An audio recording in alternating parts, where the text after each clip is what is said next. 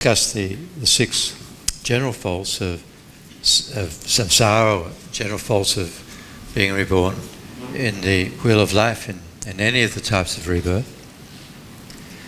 And then now we move on to the second outline, which is discussing the particular or specific problems experienced in a human rebirth, many of which we've already mentioned, so we can go through them relatively quickly.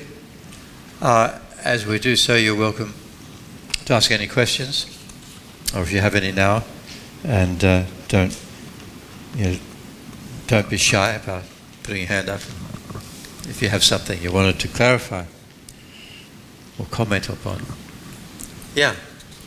I was here last weekend and you talked about karma, and this week I've been thinking about cause and effect. And what I'm trying to come up with is anything random in the universe? And one of the examples I came up with was, say you're in a shopping mall and somebody comes with a gun and kills you. It seems kind of random, but then you're both there for a reason. So the shopping mall comes and shoots people or something? I just use that as an example, but I was wondering, is anything random that happens to you? Yeah. Well, that addition that happens to you, that changes the question. Is anything random? Okay. The first part of the question, is anything random? Well, His Holiness the Dalai Lama often talks, particularly in discussions with Western scientists and Western audiences. He clearly explained that there are two types of cause and effect which bring about events, experiences. One he calls the natural cause and effect sequence. For example, he gives the physical properties and chemical activity of the elements. An example is, why does this leaf fall off the tree before that leaf? And he said that is a cause and effect relationship in terms of the qualities, the physical qualities of the tree, and it's not karma. And there is no, there is a cause. There always is a cause, but in that case it's chemico-physical. The second cause and effect is relationship between our actions and our results, which overall is called karmic cause and effect. So this brings in the second part of the question: anything which happens to the individual. Is there anything random which might happen to the individual? So His Holiness in these talks, he said that when it comes down to actually experiencing pleasure or pain, or happiness or unhappiness, physical pleasure or physical pain, or mental happiness, mental unhappiness, his words are undoubtedly karmic cause and effect is involved. It may well be a random external environmental occurrence. Like, again, he gives an example. He says, during a talk, he was giving in Dharamsala, and there was a very cold spell of weather. And he said that the winds and the currents, etc., coming from the Bay of Bengal and India, etc., are the physico-chemical causes behind the cold weather. But when it comes down to the individual, the experience can be quite different. Some individuals can be very displeased by the bad weather. Some can not care. Others can be quite happy. Rain, snow, whatever. So there's an interrelationship he talks about between the natural cause and effect and the karmic cause and effect. Something totally random, well, he doesn't mention that. I mean, when we think about logically, nothing can occur without a cause. In terms of our lives, of the world, the environment, there is a sequence of cause and effect, and results or effects become causes in their own right, because they were produced in dependence upon changing cause and conditions. And so results have the quality of change. And change is the defining characteristic of cause-effect relationship. The causes necessarily change in bringing about their result or their effect. So, I can't think of a random, like any effect or any result which has no cause. Can you? I can't come up with anything. But so I was thinking about like a school shooting, right? So there's an unhappy kid and he goes in and he just opens up. Is that random? A which? What was the example? A school shooting. School? Shooting. Oh, yeah. With a gun. Oh, yeah. So you happen to be in a place where this person goes crazy. Is it random that you're there, or you're there for a reason, but then you weren't there to get killed? Right. So is that random? The death of the person, Buddhism would say there is a result, there is a suffering experience, and that is undoubtedly, in His Holiness's words, related to karmic cause and effect. Yep. Yes, what we ascribe to bad luck there's more to it. So it doesn't seem like that's random. So what you're saying is that person's karma ripened so they would experience that suffering, correct? The karma ripened with the experience of pain and death.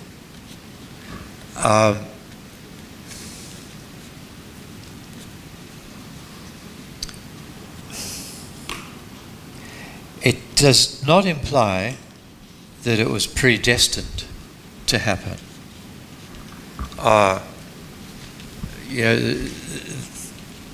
It's just the combination of causes and conditions which bring us into certain situations. So, like earlier this morning, we said birth is the cause of death. So the mere fact that we have a human body, which is a karmic result, the human body is very fragile, but because it's a human body. If, for example, we had the body, say, of a divine being which is made of light, which cannot be harmed by a solid bullet. I mean, I know it's a great example, but the very fact that we're human is that we are liable to be injured or killed by things which kill humans. So there's a bit of distance between the cause and the effect.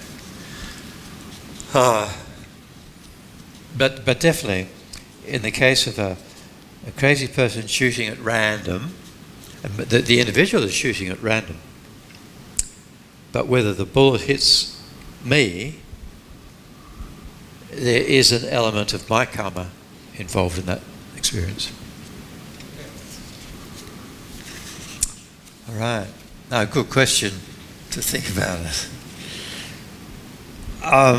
Okay.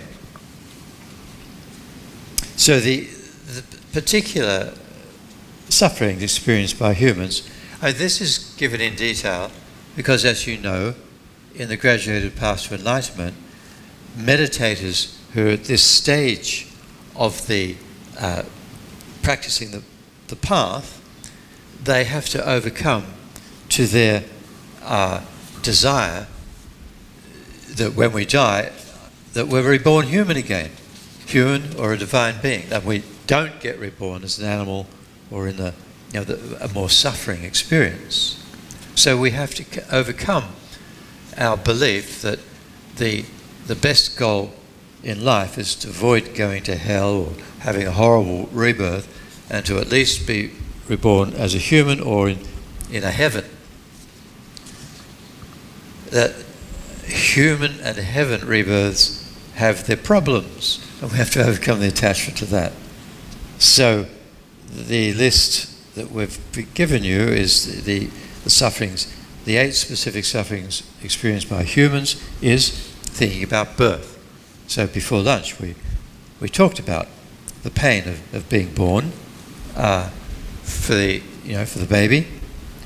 And not only is there the immediate difficulty of being born, but this new human body and this human mind they possess the potentials for pain and problems to come one after the other throughout life. There's no way we can avoid the difficulties of sickness, of environmental extreme exposure, aging and death. So birth, each newborn birth is the source of the sufferings of sickness, aging and death. They're the main sufferings of human beings. Not only, it's the source of the sufferings because birth is the source of the causes of suffering. So each newborn baby's mind is not a clean sheet. It carries with it the unripened karmic potencies from past lives, which are born on the subtle mind, as well as the seeds of disturbing emotions and positive emotions as well, constructive emotions. And of course, with the karmic potencies, virtuous potencies, which bring about happiness in that life. So, we don't know, all newborn babies look pretty much equal to us, but we know that their bodies will, according to their genetic inheritance, will grow up different shapes, different types of bodies, some conventionally more attractive than others, some conventionally less attractive, and so on, the whole spectrum. But also the mind of the baby has the sources of the very source, the karmic potencies and the seeds of the afflictions, selfishness, ignorance, anger, attachment, and so on. So we should be aware of that. And we don't know how this new child will grow up, what sort of mind they will have. If we're unaware of the inheritance of karma and disturbing emotions, so we do assume that the baby's mind is a clean slate, and that anything goes wrong with the developing child and the adult, then it's the parents' fault, society's fault. It's the problems must be external, and this engenders a lot of guilt and suffering in the minds of parents, a lot of anger and aggression towards society, and even the developing person experiences a lot of unhappiness and misery, and they don't know that they're experiencing the results of the past karma. So the developing child and the new adult blames the parents, blames society. So you have all this blame going out. But there is inherent in our mind these sources of suffering.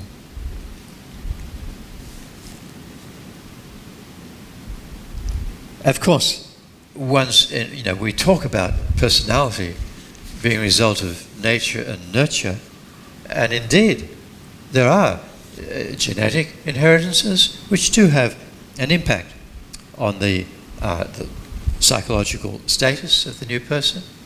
There are, without doubt, the nurture, the way a person grows up, and the experiences that they've had, and the way they're treated and so on. Of course, these are important conditions in what sort of mental state they grow into, or they're cultivated during their life.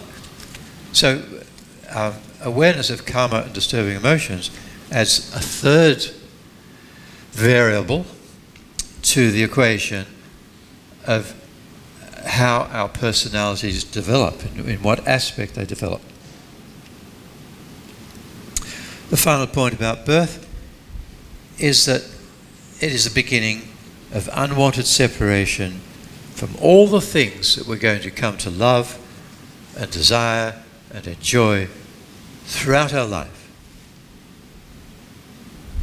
Maybe, of course, the first one is usually the mother. But when we're 4 or 5 years old, the first day at school is very often first day of separation from mother. And it's sort of like a classical thing. Not invariably so, but if the mother also is experiencing trauma of taking the child to the school gates and then saying goodbye, and the child's crying. Of course, it's not always like that. Sometimes children are very happy to get away from mum. But you know what I mean. Throughout life, we're going to love and lose. Incredible joy of the loving and the happiness, incredible sadness at the loss. We're set up for it. Reality. Okay. Aging, second problem.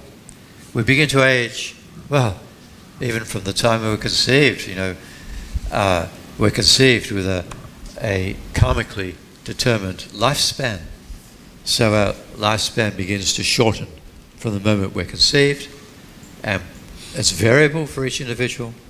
So aging in terms of our lifespan, aging in terms of the deterioration of our body. And consequently, the deterioration of our body, our brain, our nervous system and so on leads to deterioration in our mental capacity.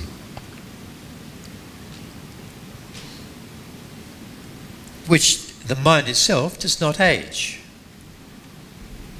I've never heard any presentation of mind experiencing in itself the degeneration of its qualities. Certainly we lose memory, etc. We lose intelligence as we get older. We start to age, and the loss of memory and intelligence can be extreme in case of dementia. But I think that this is purely dependent or a result of change in our brain, in our nervous system. Mind itself is the continuum of consciousness, and it does not age. In fact, it's constantly changing, and indeed we can maybe be taught correct things and then be influenced by others, say, oh, that's rubbish, this is the way it is. And so our knowledge of factual knowledge or correct knowledge can become incorrect. It can be false understandings. That sort of change can happen, but I wouldn't ascribe to that the term aging. Okay. So, these particular aspects of aging which are inevitable in every human life, as we get older, there's loss of our physical beauty, our health, physical health, loss of our physical strength and vitality. And particularly as in old age, there's weakening of our senses. We can't see as well as we can see, we can't hear as well. I know that very well, which I'm experiencing right now. Our muscles are not as strong. We can't do what we used to do. Our ability to enjoy sense experiences diminishes with age. And as our life passes, then death is always approaching. So that process we are experiencing at the present moment, and it can only accelerate with the passing of each year. I think, as I mentioned before, there was a birthday celebration was arranged for His Holiness the Dalai Lama in San Francisco. It might have been Los Angeles, I can't remember. But anyway, big audience, he's giving a talk. What's the big deal with a birthday? It's just another year closer to death, getting older and aging. No big deal. Sickness, right? Nobody is free from sickness. When it occurs, there's loss of power and control over our bodily functions, a lot of pain, physical pain, and mental despair. These increase. And in chronic illnesses, they can be constantly present. We've all seen, young people, attractive, vital, on top of the world. And then I'm thinking of people I've known who've contracted things like chronic illnesses like rheumatoid arthritis. And over the years, it only gets worse, and the body becomes incredibly twisted and distorted and constantly painful, difficult to walk even. So sad. And I've seen beautiful young people transform over the years with chronic illnesses. We can't say it's not going to happen to us. With sickness, we lose our desire for enjoyments. We're forced to experience unpleasant medical treatment, surgery, and there are restrictions on our behavior, what we can do. And with sickness, we know, again, our life is ending. And the fourth problem is death itself. So, the main problems with dying, first of all, we're separating from all of the attractive and enjoyable possessions, our friends, our companions. We're separating from this own body, which we've cherished and looked after so much. So the main problem is we're losing all that we've lived for, and we'll never see or enjoy those friends and those experiences again. Now, at the actual time of death, there is so much unhappiness can occur, so much pain and misery by what is actually causing our death to occur. So much so, many people, more and more frequently now, are choosing to voluntarily end their life in order to avoid those last painful days, weeks, months, or even years. The next step is that throughout life, we're constantly experiencing the unhappiness of being parted from what we like, from things which give us pleasure and things we've striven to achieve and be protected and happy. The examples in the text, like our teachers, our family, our friends, our possessions. It's like the suffering of a person who's been condemned to be locked up in jail.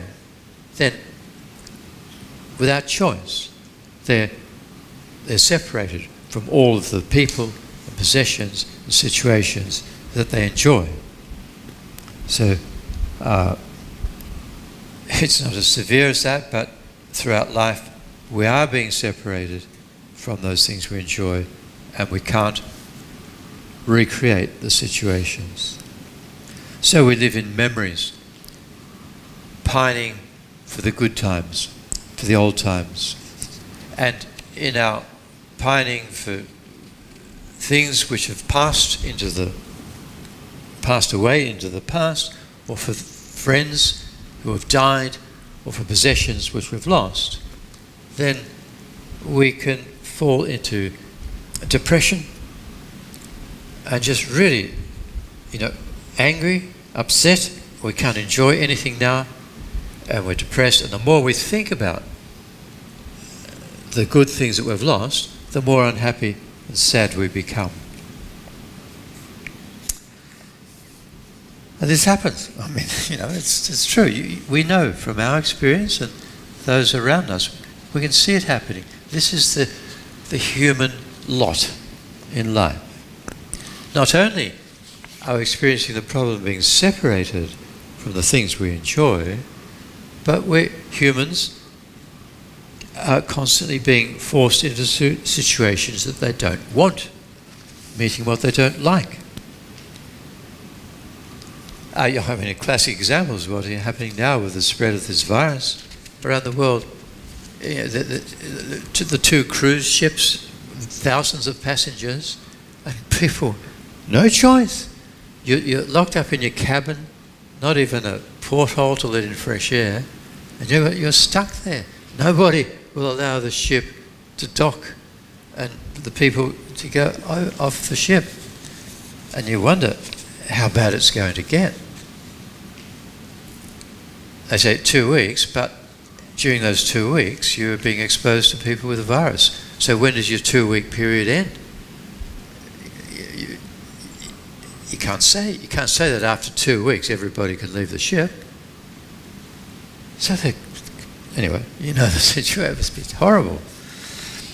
So there are lots of things that we don't like. People, enemies. I hate that person. So even hearing the name of somebody we don't like keeps coming up, and that makes us feel bad, unhappy. And of course, if we actually do meet them, then it's even worse. So we are populating our environment, not just with people, but with insects and snakes, whatever animals that we don't like. We're populating our environment with situations we don't like. Extreme heat, extreme cold, or whatever it is. There are many situations and things which we dislike. So we're constantly encountering them. We don't realise, of course, that our actual enemy, the real enemy, is inside. That which causes us suffering is our anger, our very discrimination to things as being bad and being hostile towards things and situations. That subjective hostility, that's the real enemy. That's what makes us unhappy. This person was no problem, was probably my friend or a total stranger, no problem. It was when I decided I don't like that person, that person's awful, I hate that person. From that moment on, the person became a condition for our unhappiness. But the cause of the unhappiness was our own discrimination of anger, hostility.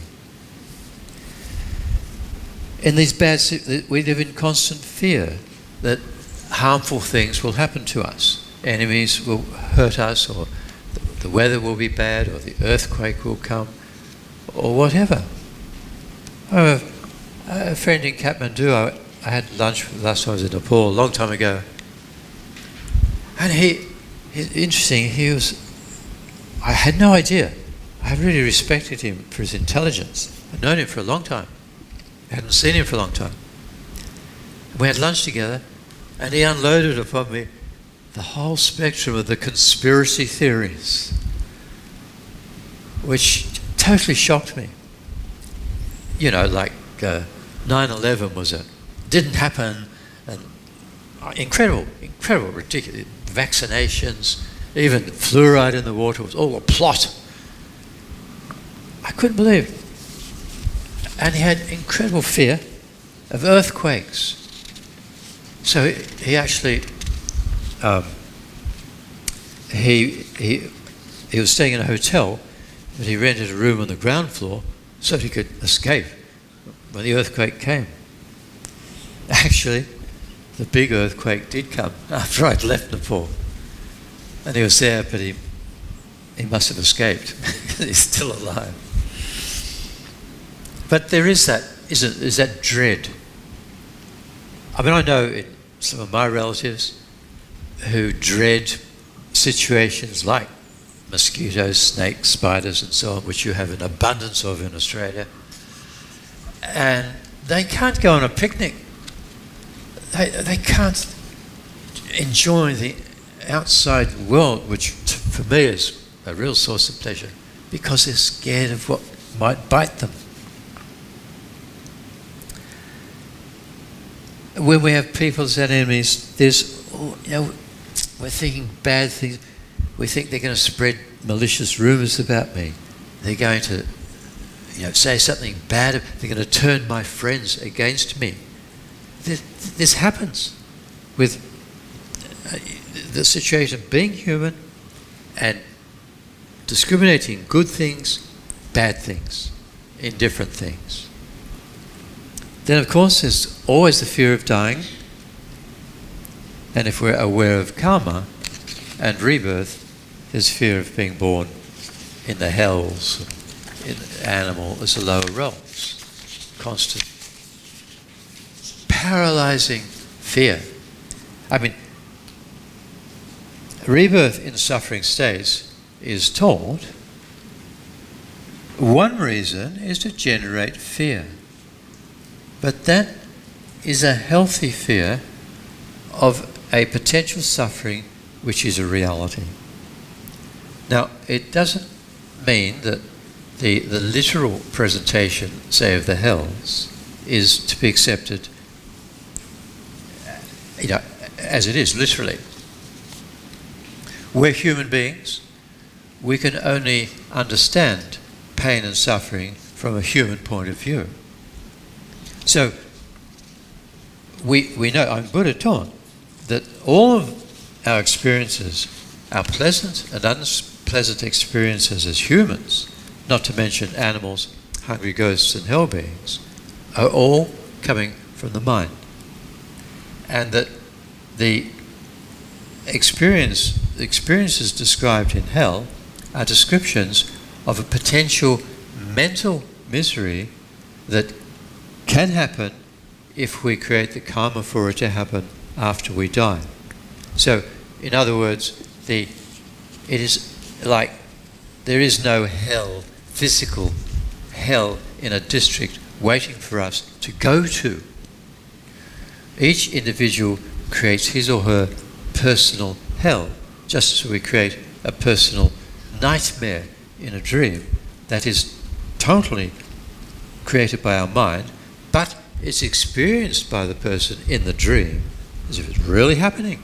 And there's real terror, real fear. Happens. A hell experience is a bit more than a dream. We no longer have a human body to wake up in. Our mind has gone beyond this life. It has a subtle body, which is like a dream body. It is something created by the mind, as is the environment. So, if we're not aware of that potential, we'll do nothing to overcome it. And we won't restrain ourselves from harmful actions towards others, other sentient beings, which will be the causes for such a rebirth. So that recognition of that potential pain is healthy fear. so often you hear criticism of religious teachings as being a method invented to force people to conform to a certain code of morality. Force people. They're not true, but if people conform to the code of morality taught by the teacher, that's the whole aim of the game. Buddhism also says that we won't naturally adopt a code of morality because the power of our self-centeredness and our anger and our attachment and pride and jealousy are so strong that they will overwhelm any impulse for being benevolent towards others. So, natural adoption of a code of ethical conduct can't happen. However, as we've already explained, each new baby is born with a whole collection of karmic impressions or potencies, some virtuous, some non-virtuous. Psychological seeds, some for virtuous behaviors, generosity, kindness, love, compassion, and psychological seeds for destructive emotions, anger, attachment, and so on. So, each baby does have the potential, every baby has the potential, the innate potential to act in a moral context or moral sense. The very cause to be born human, the karmic cause to be born human, comes from virtuous karma, mainly arising from generosity and morality, non-harmfulness. So without question, we have innate ethical potencies from past lives. So what's going to happen in the next life? Well, this is where the nurture clicks in. What sort of environment we're born into. If the ethical potential of a baby meets the environmental encouragement to not harm others. The fundamental meaning of morality is not non-harmfulness towards others through killing, stealing, lying, sexual misconduct, and so on. So if the parents are the first influences of a developing ego's sense of moral behavior. Freud called it the super-ego, which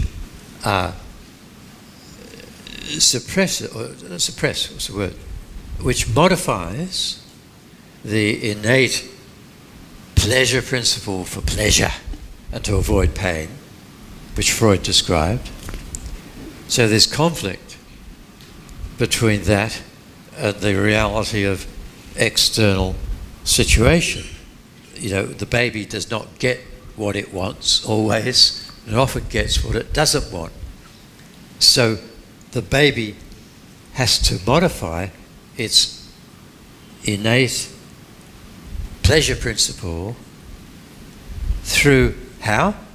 Through adopting the moral standards of its parents, and later on its peers and society in general and so on, but initially the parents. Can I ask a question? Huh?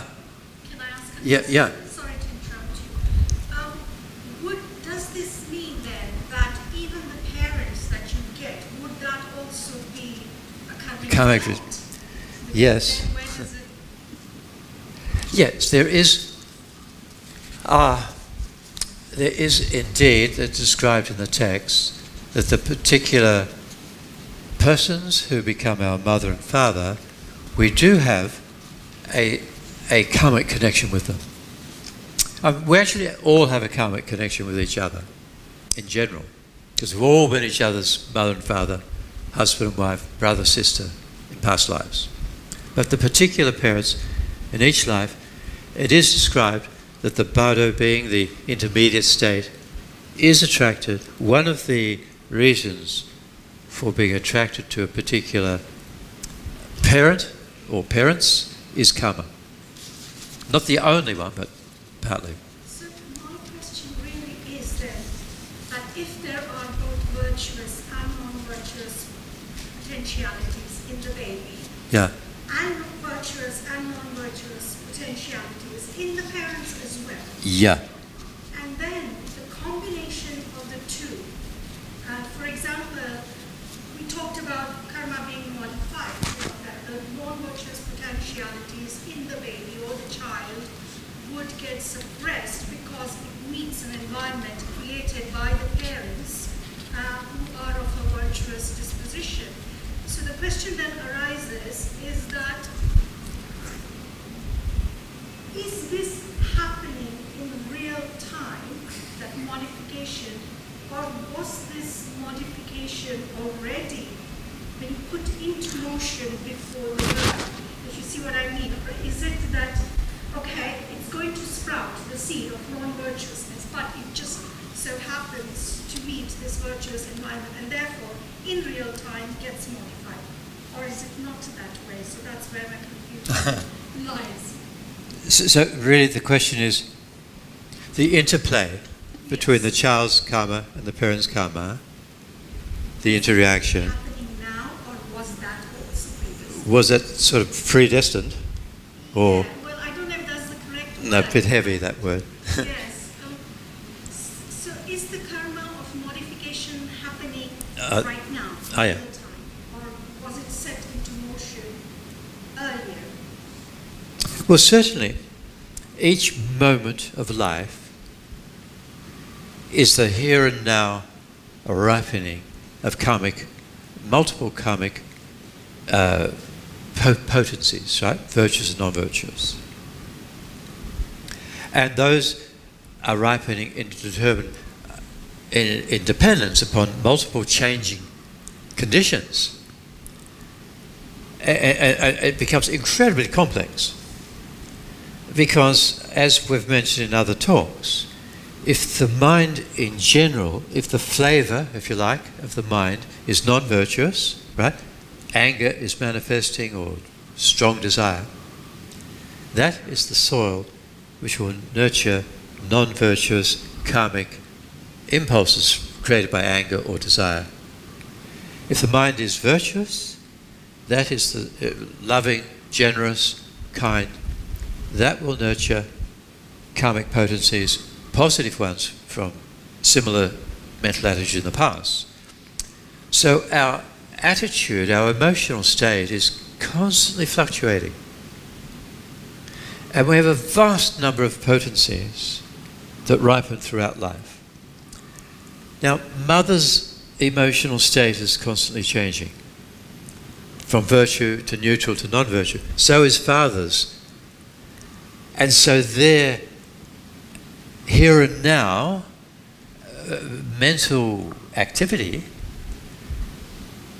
influenced by karma, influenced by their past imprint, is constantly fluctuating. Not to mention society, the other people around. So there's an unbelievably complexity of causes and conditions bringing about the present moment. And it's changeable. The point about morality, the whole point about establishing a code of ethical conduct is we have an impulse to steal, for example, and we interrupt that impulse and we say, no, that's wrong. In the eyes of myself, hurt that person. We don't follow out on that impulse. So morality scores a goal or whatever. And so life unfolds in a positive way. I was talking about the child having conflict between the pleasure principle of just this innate desire for pleasure and the innate aversion to pain. Nothing wrong with that. There's no fault in pleasure, there's no fault in pain, the experience of pain, but the fault is attraction or aversion and attachment and aversion, anyway, to the experience. Another thing in the question you put forward, our rebirth karma attracts us to a mother and father who are about to conceive a child at that time. But that's at the time of conception. Mother and father are constantly changing throughout life. And they may enter a positive situation where they practice morality and they become incredibly, beneficial towards their children, or they may enter a cycle of non-virtuous thoughts and behavior which make them not beneficial for their child. So that was not all pictured in the beginning. That's the here and now constant change. Okay.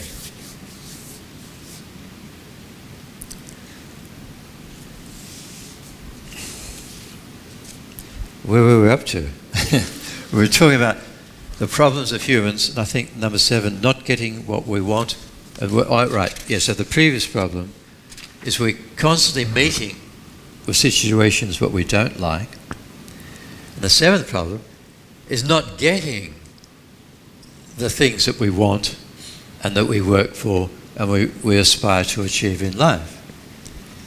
So, we're desiring wealth but not getting it, fame, honor, love. So when we don't experience these things, there's so much mental grief. On top of that, desiring wealth, fame, honor, etc., but not getting them changes our grief to sobbing, wailing, and screaming. And on top of that, not getting the things we want and work for can lead to self-inflicted harm, up to suicide. That's true. Or not only suicide, but murder, isn't it? So often we read, if somebody is rejected, then they'll kill the person. Not only will they kill the person who rejected them, but they'll kill their own children who they created with that person. So frequent. This just to hurt the other one will even kill the children that we made together to hurt them. Imagine, it happens so frequently.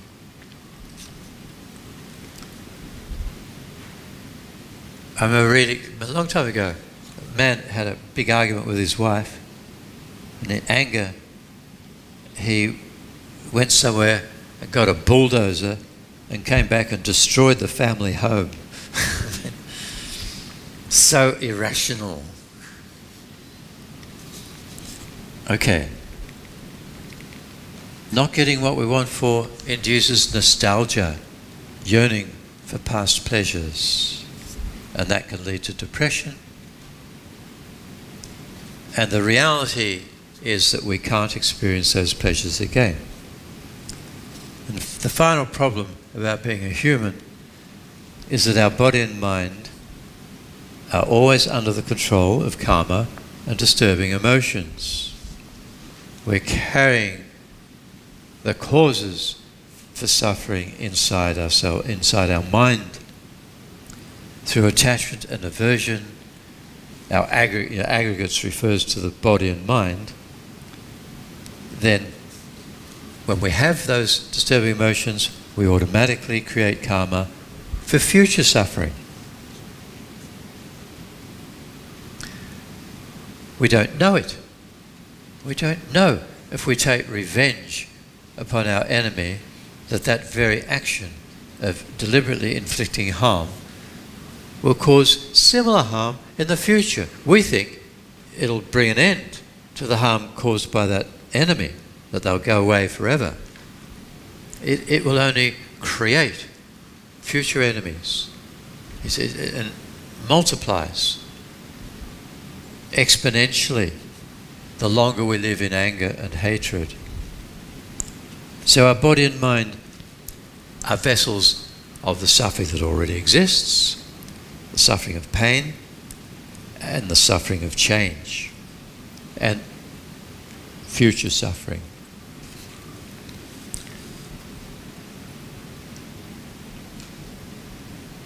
As we're unable to avoid attachment to pleasure, it's said, by the Buddha, that in our ordinary state of deluded, confused mind, whatever pleasure we experience, we can't help but become attached to the experience and to the object causing that pleasure, because we have the root problem, the self-centered ignorance.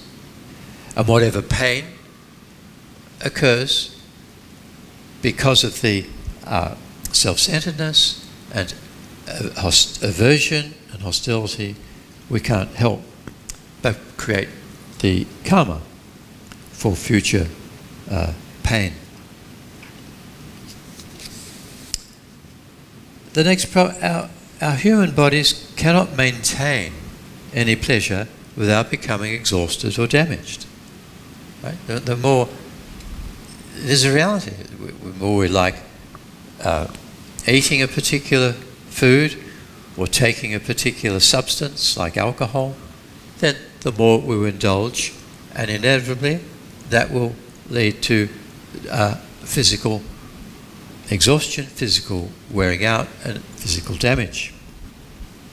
I read on the news the other day that every glass of alcohol you drink takes a week off your life. I think that was what it was, something like that. So, in general, these are just general points at the end here. Happiness depends upon conditions, causes and conditions. When those conditions depend upon the subjective karma. But when our karma runs out, we can't establish the conditions for happiness. They're out there, but we just can't get the person we're attracted to. We can't get the job we want. We just, we just don't have the karma to get what we want. And so the mind becomes miserable, unhappy, and angry. It can't be happy, and there's this vicious circle of spiraling into this unhappiness, anxiety, depression, and anger, and that drives people we want to be our friends, it drives them away. We crave friendship, we crave love, but our self-centeredness pushes the potential beings who can give us friendship, who can give us love, it pushes them away. So, that is the 8 particular problems that we all experience in this uncontrolled state of mind. It's not saying it's inevitable. Of course, the solution is the path. That's the fourth noble truth. So we come to that. So all of these problems that we've listed are summarized into the 3 types of suffering. the first is called, literally it's called suffering of suffering, or the suffering of change. And this really refers to contaminated happiness. So it's referring to what we call happiness. And that means happiness which is experienced by a mind contaminated by ignorance. And it's not just ignorance of not knowing reality, it's the self-grasping ignorance which clings to the mistaken impression of a truly existing self, an inherently existing I. So, whenever we experience pleasure, then there is a sense of I am experiencing this truly existing pleasure. So, our pleasure is a type of happiness, and it's described as like the relief of pouring cold water over a burn. Right?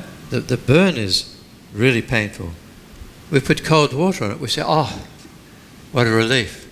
That's so nice. But the pain is still there. It's just a lesser degree of pain. And the relief will not last long. As soon as we stop pouring the cold water, the pain comes back.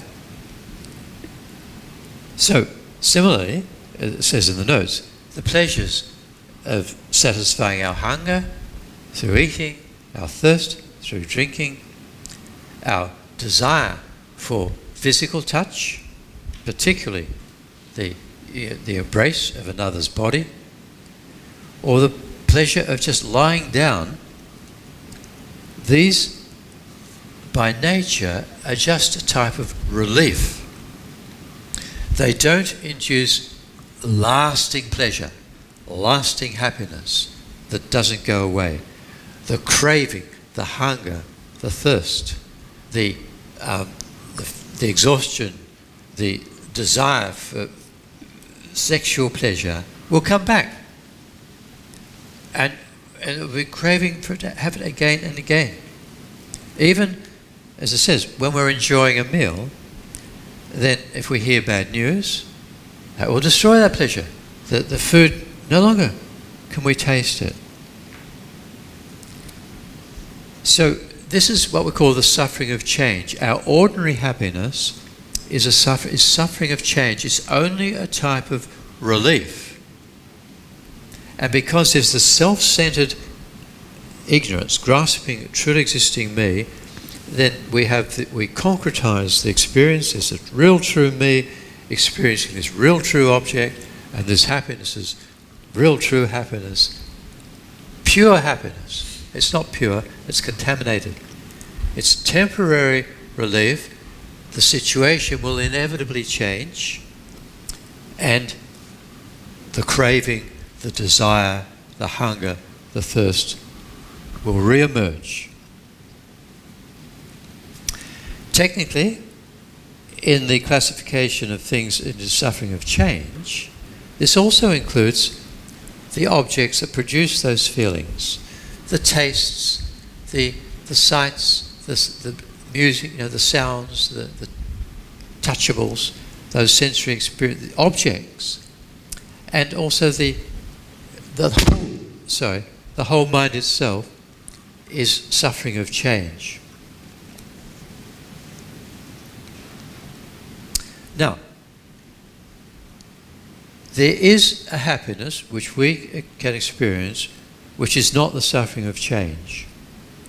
So, as it's in the notes, unlike the pleasure of nice tasting food, which does not get better all the time, in fact, the more we eat our favourite food, another mouthful will be like so objectionable. We might explode like the fat man in Monty Python. Seen that film? Anyway, he explodes when he eats the chocolate afterwards. All right. But there is a happiness that does get better all the time. And that's a stable mental happiness of love, of genuine compassion, of generosity and wisdom, when we give with a mind uncontaminated by self-centeredness, we might still have self-centeredness, but it's not manifest. It's not like giving a present to someone, I'm the great benefactor.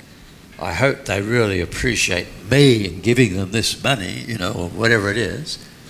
But just genuine wish to give somebody something, or a hungry animal some food, delighting in their pleasure. That is happiness. That is love. And the subjective joy in giving won't go away. It doesn't fade.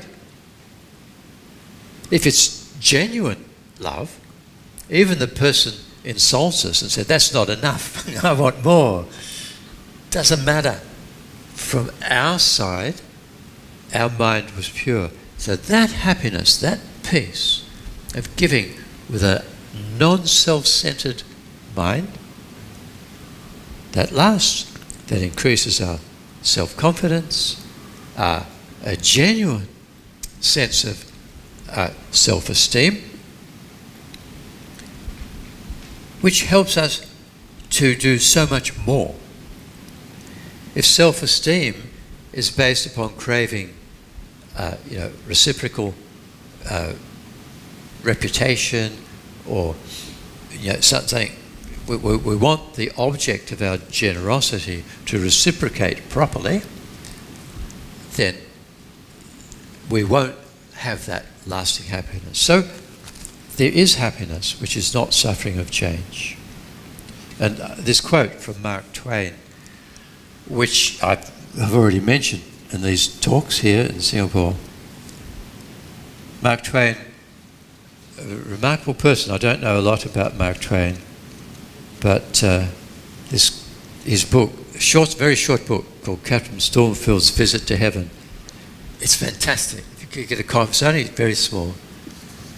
And Captain Stormfield, he dies and he gets reborn in heaven, and he meets an old timer who shows him around heaven. And all of Captain Stormfield's preconceptions about heaven are a little bit changed, but it's so good. It's such a good tour, and you can see the insights into our simplistic belief in heaven as being such a pure place. So the man who's showing Captain Stormfield around heaven, he's saying, no, heaven is not this place of pure, unending joy and happiness. And so he says to Captain Stormfield, you see, happiness ain't a thing in itself. That's a profound Buddhist teaching. It's only a contrast with something that ain't pleasant, like the happiness of pouring cold water on a burn. It's still painful, but we say it's pleasant. But it's only the contrast with the greater pain that you were experiencing before. So that's all it is. There ain't a thing you can mention that is happiness in its own self. It's only so by contrast with another thing. And so as soon as the novelty is over and the force of the contrast is dulled, it ain't happiness any longer, and you have to get something fresh.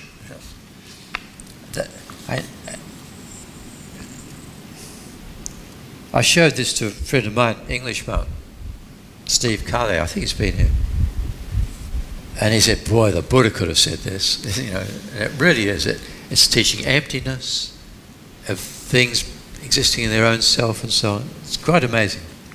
Okay, that's the first type of the three types of suffering. Second is the suffering upon suffering.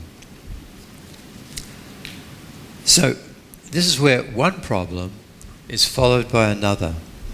And the example is we've got that burn, and instead of pouring cold water on it, if we rub it, the pain's only going to get worse.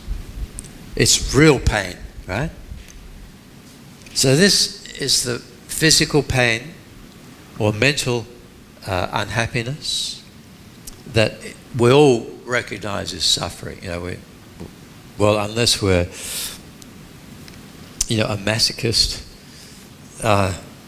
we all recognize real physical pain and mental unhappiness as suffering.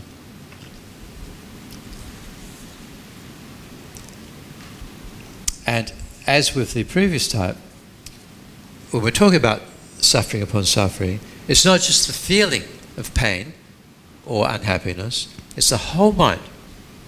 Whatever is manifest with that unhappiness, that is suffering of suffering. As is the object which is causing that physical pain or that mental unhappiness. So, this broader view of suffering is that the world is suffering. The world of painful objects is suffering of suffering.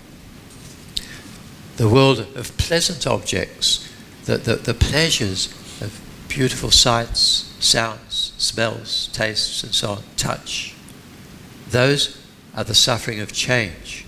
So this is a very Buddhist way of looking at the world. When I say Buddhist, I say Buddhism so often gets, criticised for being a fairly pessimistic view of the world. Well, it's not pessimistic, it's reality. And it is proposing a solution. The next two, the third and fourth noble truths. The third is the suffering of, literally, conditionality. When we have a burn, we don't pour cold water on it, and we don't rub it. It's just there, and it's hurting. So this third type of suffering is it's just there. And this means, in essence, it's a suffering we're always, in our ordinary state, we're always under the control of our karma and our disturbing emotions. We don't know what karmic potencies we have.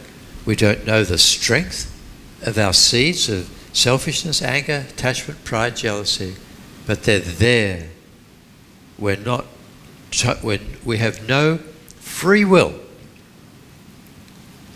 There's such a philosophical debate about free will.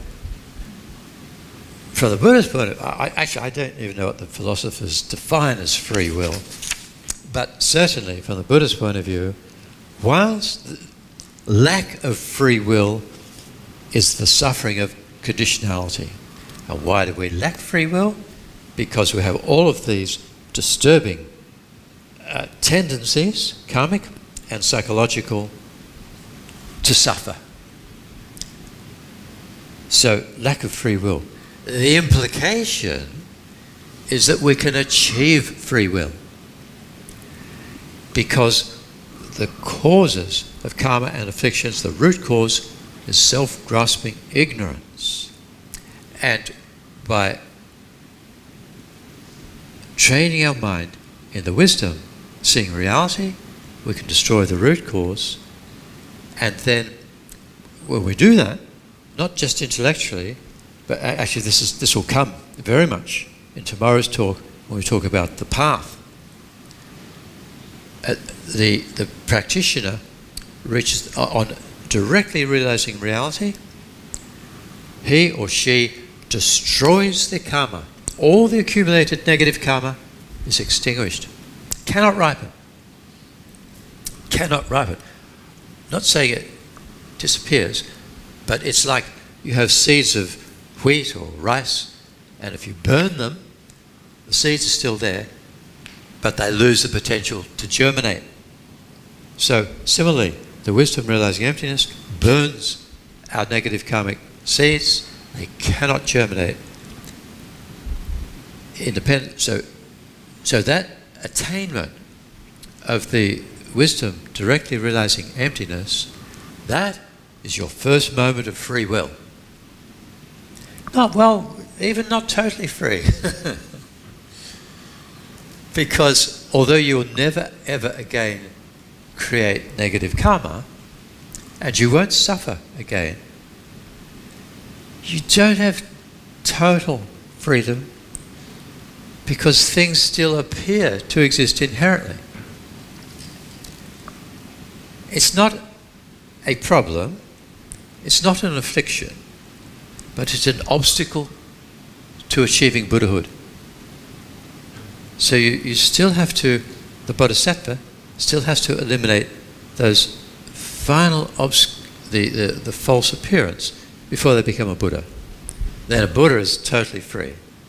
But really, you can say that upon realizing emptiness, you have this freedom because you will only take rebirth through choice, through compassion, through wisdom, in order to continue your path to enlightenment. You choose. You're not born under the influence of karma and afflictions, so you have the power to choose your parents. You know, we all were karmically attracted to our parents. Well, I was. I mean, some of you may be Arya Bodhisattvas, I don't know, and you chose your parents. But this is how beings, you know, like Lama Zopa Rinpoche, His Holiness Dalai Lama, they can choose their parents out of seeing a situation where it will be beneficial to be reborn in a particular family and continue their practicing of Dharma, of practicing of bodhicitta. I don't know how we got onto free will, but do you get the point?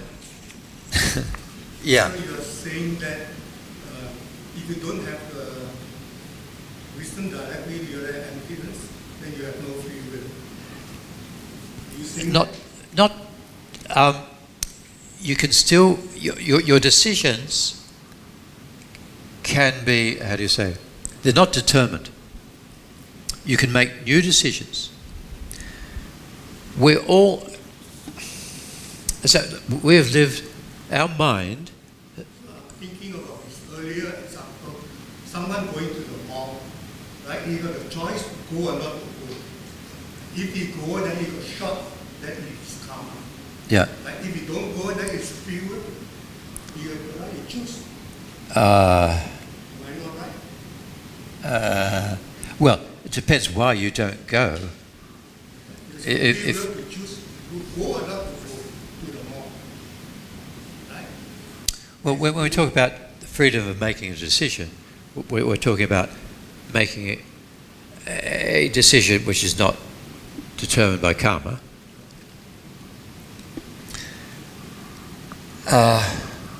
In our decisions in life, karma is just one condition. Karma refers to our experiences in life. Decisions come from other mental factors. They come from mental factors of knowledge, correct knowledge, incorrect knowledge. You know, we can have deluded ideas about things, and things we do in life can very much be deluded or influenced by anger, attachment, pride, jealousy. Knowledge can be accompanied by benevolent purpose and so on. It is possible to have clairvoyant awareness, for an ordinary person, to have clairvoyant awareness of what might happen. So if you have the clairvoyant, and that's a type of wisdom. So if you have clairvoyance, knowing that there's a dangerous situation, you avoid it, yeah, I'd say that's free will. In that particular decision. But if you have not generated the wisdom realizing emptiness, and it's possible to have clairvoyance but not the wisdom realizing emptiness, you're not totally free. You're still under the control of karma and afflictions. Okay? Right. Think about it.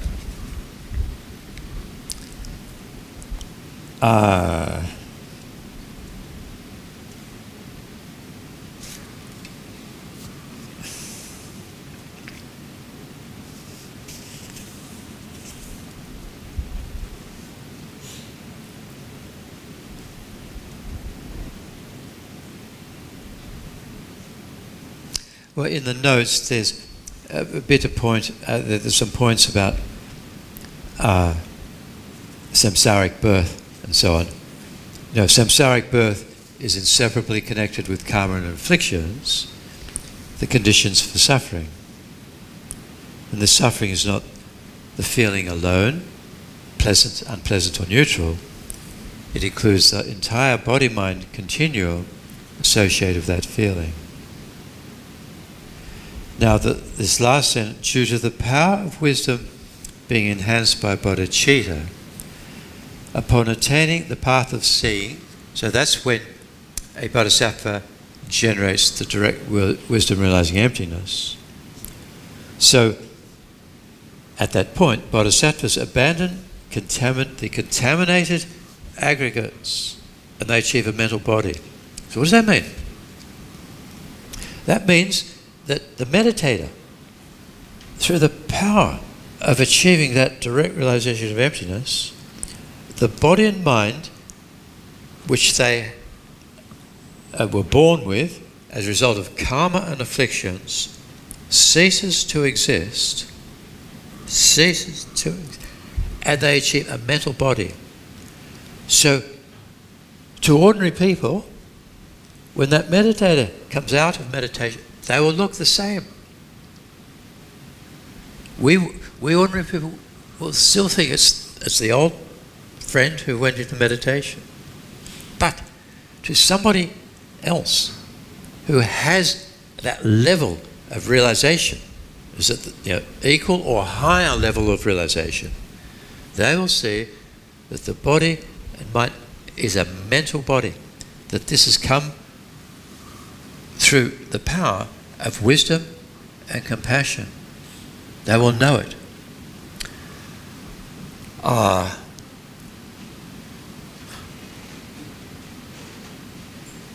Do you see what we're saying here?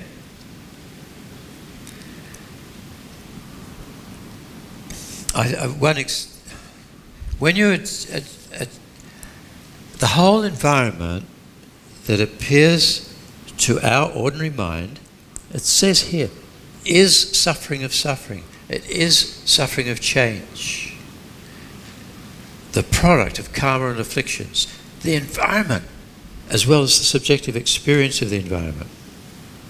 So our world is our karma. Even there is a slight difference. Each one of us sees things in the street, sees events from a subjective point of view. There is a common element in our experience, like this room is a common element, but the subjective experience depends upon each of our individual karma, and it could be different. It is different. Not only that, whether our mind is virtuous or non-virtuous, that changes our subjective experience.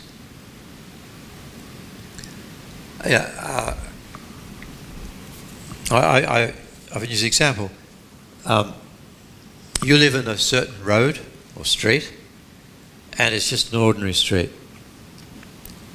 For your mind, feels ordinary, nothing special.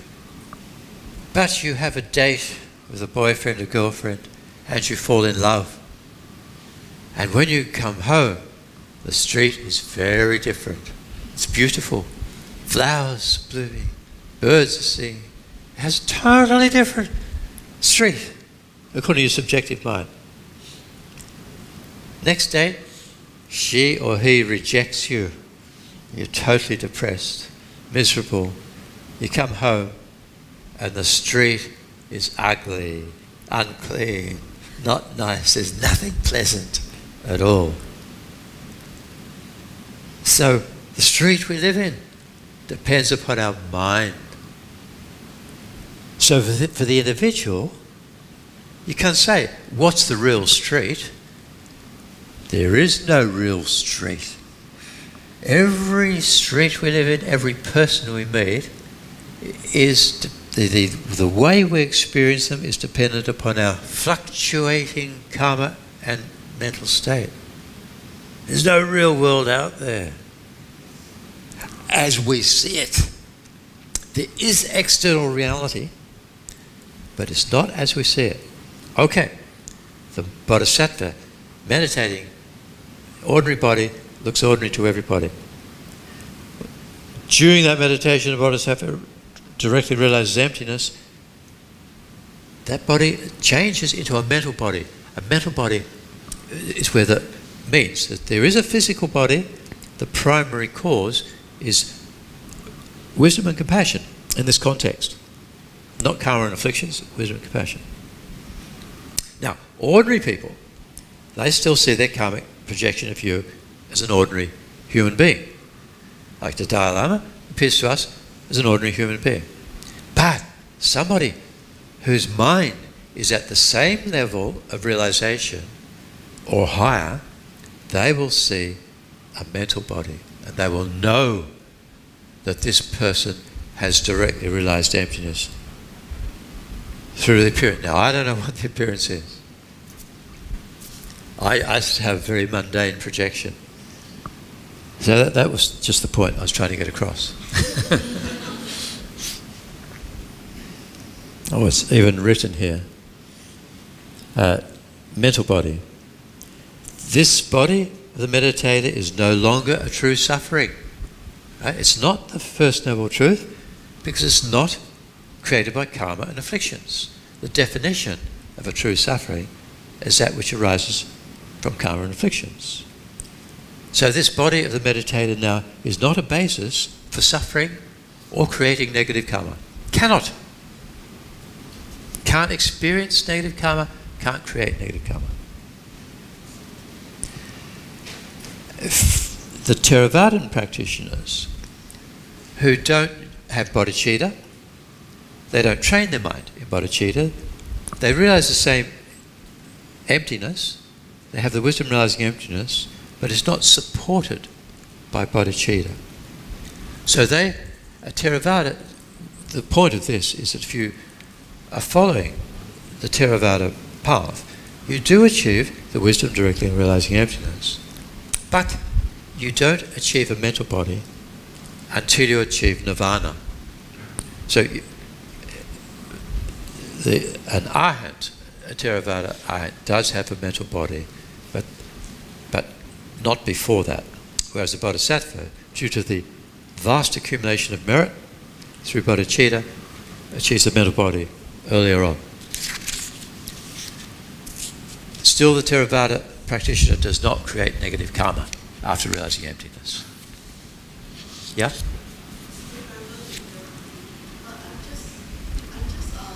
curious about this. I just have a question regarding the free will and karma. Between which and karma? Free will and karma. Universe. Oh yeah. Because the thing is that, because I was thinking that the impact on our karma on our free will is that it will make us make not good decision. If we take on karma, you see. So My question is on regarding the influence of our karma to our free will. Because free will, we make a decision based on wisdom and other factors, right? Then it can be correct wisdom, it can be incorrect wisdom, etc. the influence of karma on free will, Yes. yeah. Now my question is on that. But let's say my common sense tell me not to go to that place, but somehow I have a very strong attraction for the place. So there's a conflict between my decision and my feeling. I think, as I say, I'm experiencing the suffering of old age and I'm going deaf, especially with the machines going. But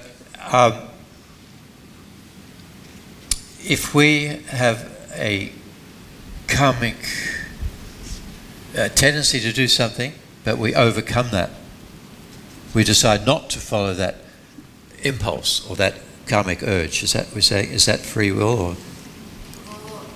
Not the decision yet. Because I was just thinking that there may be a conflict between free will and karma. Yeah. Yeah, so that's why is it because of this reason that's why the practice of restraint or taking precepts is important. Why the practice of Taking precepts the precept? Yeah. is important because to help us to overcome the negative tendencies.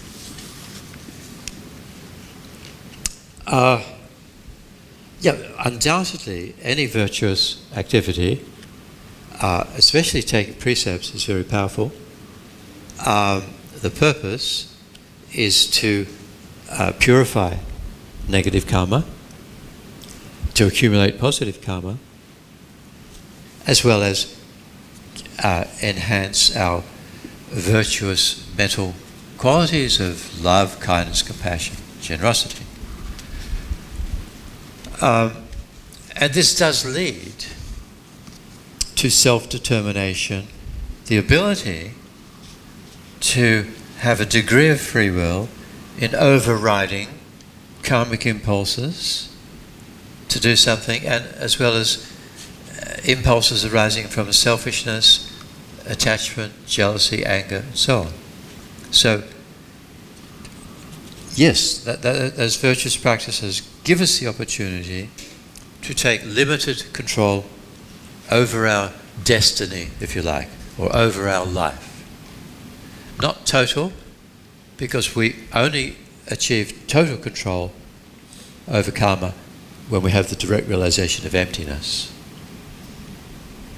Is that? Okay. So tomorrow, we'll finish these outlines, but a big topic is the fourth noble truth, the true path. And there is this diagram that is available in the notes, and that is a really important diagram. That is the true path. And so, for quite a lot of the time tomorrow, I want to explain this diagram. So if you have it with you, or on a tablet or in the notes, it'll be really helpful. And hopefully, I'm pretty sure, the explanation of the true path will tie it all together. Okay, so as we did that meditation this morning on generating loving kindness for all beings, independence upon mother, father, and so on, then following up upon that motivational meditation, then remembering how we set love to all sentient beings all around us in the form of light, the collective positive energy of thinking about and discussing Dharma today, may this ripen for their benefit by my actually generating universal responsibility for the welfare of all sentient beings and becoming a Buddha, so that I can put that universal compassion into practice.